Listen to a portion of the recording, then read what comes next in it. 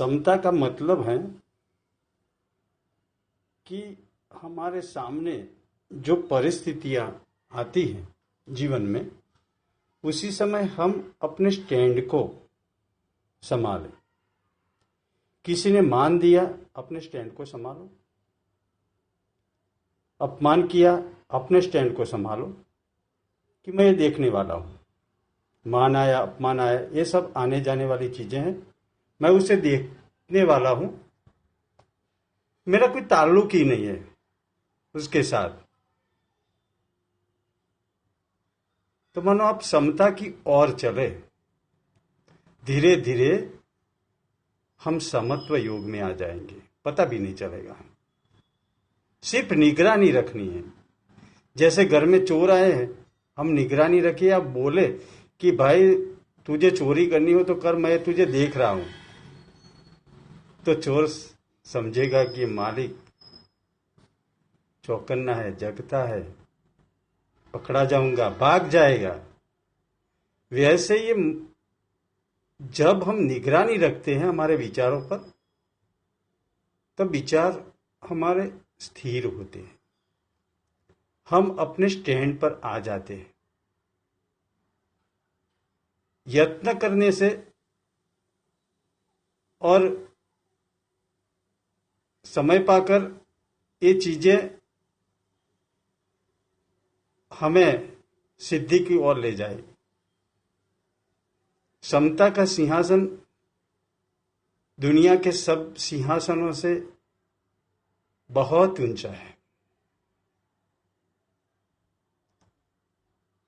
बड़ा सिंहासन पाना सबके बस की बात नहीं है, लेकिन जो समता का सिंहासन है वो हम सब पा सकते हैं। हमारे भीतर से एक विचार उत्पन्न हुआ और दूसरा होता है, तो उसके बीच की जो अवस्था होती है, वो अवस्था को हम पकड़ लें। जैसे घड़ी होती है, उसका लोलक राइट लेफ्ट चलता है, लेकिन वो बीच में आता है। वैसे ही हमारे सब विचार चलते हैं, लेकिन अपने स्टैंड पे जरूर आते हैं। हम स्टैंड पे जरूर आते हैं। मानो कि एक हमारी इच्छा है, वो पूरी हो गई, तो हम स्टैंड पर आ गए, हमें खुशी मिलेगी। हाश, इतना हो गया। तो खुशी अपने आप की है, क्योंकि आपका मन उस चीज को पाने के लिए या वो कार्य पूरा करने के लिए वो कार्य के साथ जुड़ा हुआ था, और वो कार्य पूरा हो गया, तो अपने स्टैंड पर आ गया, उसे खुशी मिली। वो अपने आप की खुशी है, अपने अंतरात्मा की खुशी है। ये खुशी को अगर हम आत्मसात कर लेते हैं, अपने स्टैंड पर हम आ जाते हैं, तो फिर हमें हर पल खुशी मिलती है। ऐसा नहीं कि कार्य पूरा होने के बाद हमें खुशी मिलती है, ऐसा नहीं। आपको हर दम खुशी मिलती है। कार्य करने के समय भी खुशी, कार्य पूरा होने के बाद भी खुशी। मतलब कि कार्य के आरंभ में, कार्य के समय, और हमारा जो कार्य है, जो कर्म है, वो पूरा हुआ उसके बाद भी। ऐसी खुशी पाने के लिए हमें प्रयत्न करना चाहिए। हम प्रयत्न करते हैं, लेकिन अपने अंतरात्मा में जाने का कोई प्रयास ही नहीं है। बिखर जाता है सारा जीवन, थोड़ा इधर थोड़ा उधर बिखर जाता है,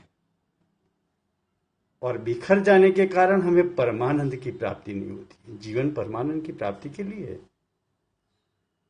ढेर सारी खुशियां जीवन में आ जाती है जब हम परम तत्व की ओर हमारी निगाहें होती है। सिर्फ क्या करना है, एक हमें ध्येय बनाना है। हमें हर रोज सोचना है कि क्या ऐसी खुशी या ऐसा सुख नहीं जो मिलने के बाद कभी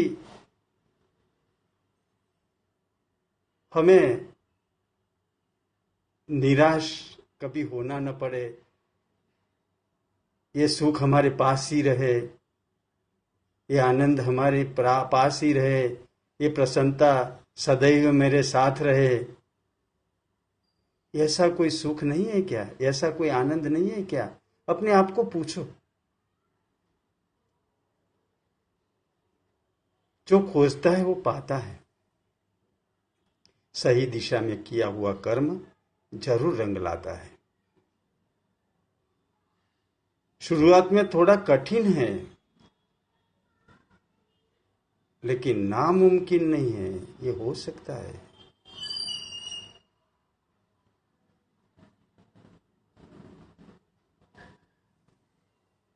अपने श्वासोश्वास को गिनना, गहरे श्वास लेकर सांसों को रोकना, बाहर निकालना, जिसे हम प्राणायाम बोलते हैं। उस प्राणायाम से मन स्थिर होता है, और मन स्थिर होता है तब हम समता की ओर आगे बढ़ते हैं। जरा जरा बात में क्रोधित हो जाना, जरा जरा बात में दुखी हो जाना, ये तब तक होता है जब तक हमें हमारा आत्म खजाना नहीं मिला है।